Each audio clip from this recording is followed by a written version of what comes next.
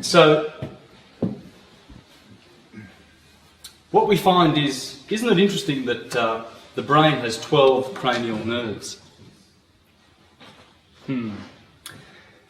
This is the cerebellum. There are 4 brains in the body. The cerebrum, the cerebellum, the medulla oblongata, and this fella here, the sacral plexus. And guess who knows this stuff? Yeah, the churches. And this is the brain that they want you to stay in, because this one receives images. It's the solar plexus. It's not this consciousness, you see. And this is why they want us to stay in the lower chakras, waste the seed in riotous living, because riotous living simply means ignoring the science. That's all it means. And that's all sin is. Sin? Okay, let's deal with that.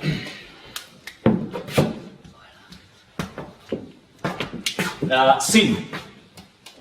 You go down to your local priest and he'll tell you what sin is, or what he thinks it is, with his opinions. Sin comes from the word sinister, left. You know, the guy on the left who tells you to go out and do the bad deed, the guy on the right says, no, you can't do that. Remember Pinocchio? He's listening to the good guy and he listens to the bad guy on the left. Sinister is just the Latin word for left. Now, why would that be bad? Well, because you see, the left brain is masculine, the right brain's feminine. This is the 90% where unity consciousness is. And it's connected to the cerebrum. Remember Aries and Taurus? This is Aries, this is Taurus. Aries in the Jewish system is Gad, the tribe of Gad. Gad is God. God is in the heavens, where that beautiful fluid comes from, the Christ. The claustrum fluid, the Santa claustrum fluid. And the cerebrum, the cerebellum, so this is what they call in occult science God-man, and this is what they call Adam-man. You see, this is the cerebellum corresponds with the left brain, which is dualistic. You see, and the serpent on the tree. There's a serpent. He's always saying, Eve, eat from the tree, the fruit of the tree of the knowledge of good and evil. Good and evil simply means duality, left brain. You see, people who are stuck in the left brain, and the positive and the magnetic, the hermetic, the intuitive, sixth sense, or the 360 senses according to the Egyptians. Whereas this guy's, he believes in the 5 senses, you know. It feels like, you know, he goes with his senses and what he sees. And these eyes are very deceptive, because we see objects and there's nothing there. It's all energy, it's all motion. All I'm seeing in front of my eyes right now is just motion. The 92 so-called elements of substance don't exist. There's just different rates of motion. Everything is motion. Mind over matter. Mind, universe is mind. And that's the motion. We're in it. Enjoy the ride. Because it comes and goes. Bodies come and go. These bodies, yeah, they're pretty good, as you can see. This is the temple of Solomon that was not built with saw and hammer or any kind of noise. Soul is the soul that you have in your bodies. And Amun,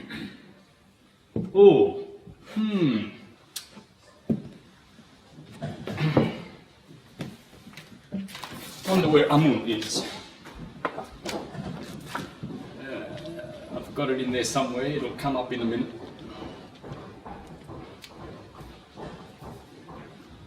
This is going to be a big edit on the camera, isn't it? Anyway, Ammon's horn is in your head. It's the temple of Solomon. Check out the work of Schwaller de Lubitsch and John Anthony West on the temple at Luxor, the temple of man. And you'll see that all these temples, the Egyptian temples, all of them, and most of the cathedrals, you check out St. Patrick's in Melbourne and St. Paul's. They're all shaped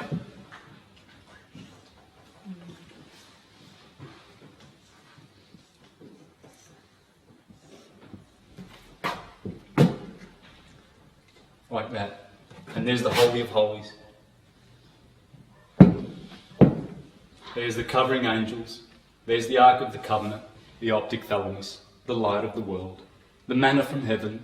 You see, God gave the Israelites manna from heaven. He fed them that beautiful sweet honey. It comes from the pineal gland. There, Joseph and Mary. And Joseph and Mary are the ones that produce that seed every month. You see? And they await and they long for the return of the Christ. You see, Jesus dies at what age? Just count these bones. 33 bones? Yeah. See, at the 33rd bone, when the Christos gets crucified when it crosses the pneumogastric nerve and lights up the thalamus, it's dead for 3 days, remember, it stays in limbo, and then it hits the pineal gland. Joseph and Mary, the mother and father, they're happy that their son was crucified. Because if he, as Jesus said, if I don't get crucified, I can't save the world. And I can't draw men after me. It's talking about the little men in the fluid. You see? Seed, the seed of Israel, is just the warriors. Those little seeds, they're warriors, they're fighters.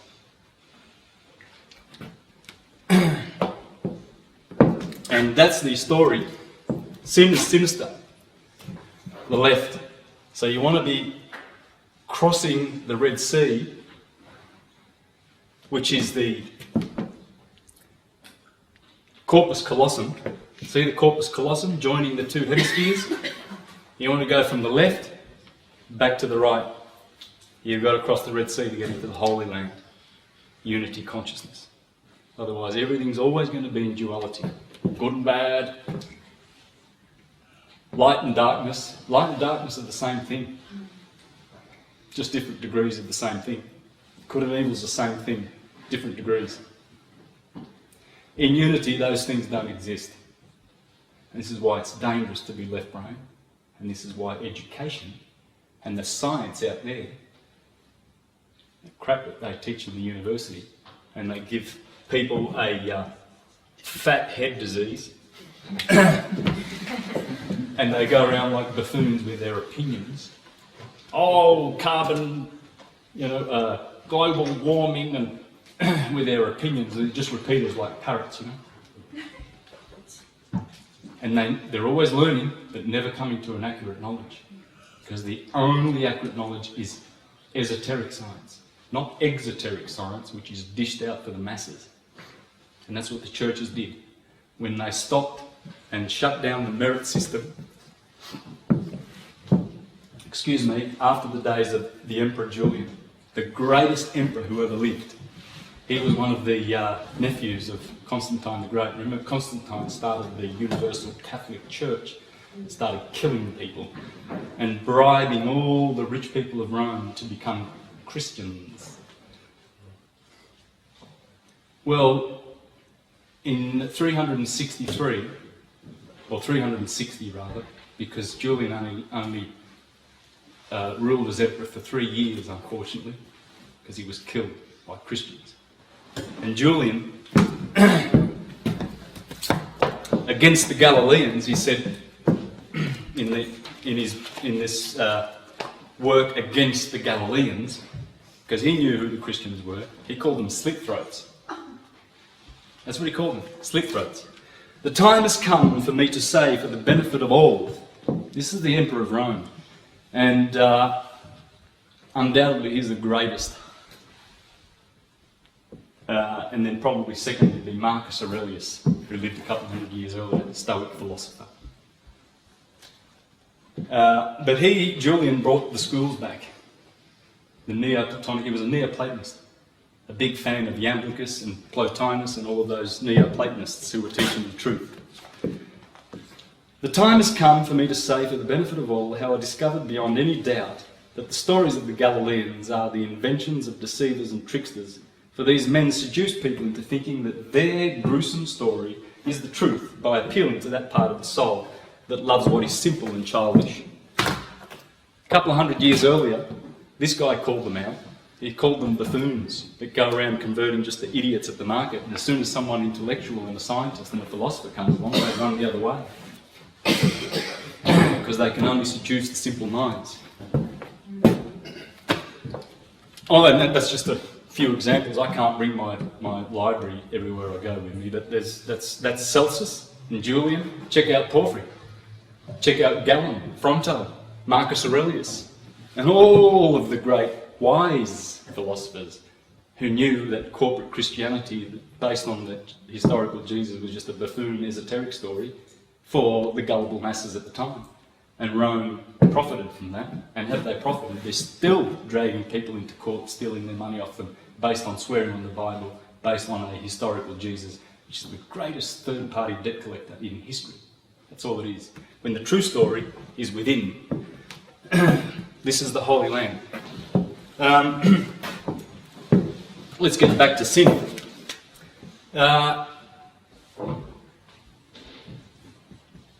In Hebrew, the second last letter of the alphabet is Shin. The first is Aleph, and the last is Tau. And that's the cross. See? Aleph is the first, and Tau is the last. And the second last, which is not as good as being the first or the last, is Shin. So it misses the mark. It falls short. And that's what sin is. Simple as that. Just missing the mark.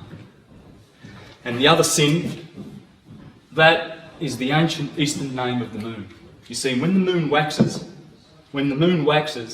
like it is tonight, go out and see the moon, you'll see her horns are pointing to the right. That's Isis. That's good. Waxing moon, good. Waning moon, remember, that's sinister, pointing to the left. Waning, bad moon, Nephthys, her twin sister. And electromagnetism affects all of us because we are electromagnetic crystals, carbon, organic crystals. It's all electromagnetic. All those atoms, electricity, all those molecules, the DNA, it's all electric phenomena in motion. That's what we are. It's the temple of God, not built with hammer and sword. Soul is the soul within. Amun, well, Amun is there in the Holy of Holies. In the Holy of Holies.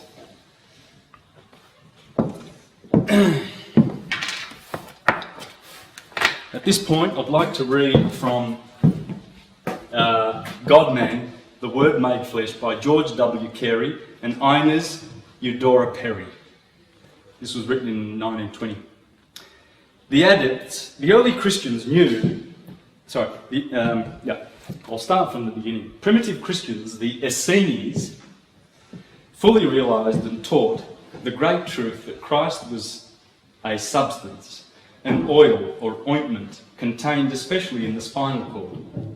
Consequently, in all parts of the body, as every nerve in the body is directly or indirectly connected with the wonderful river that flows out of Eden, the upper brain, to water the garden.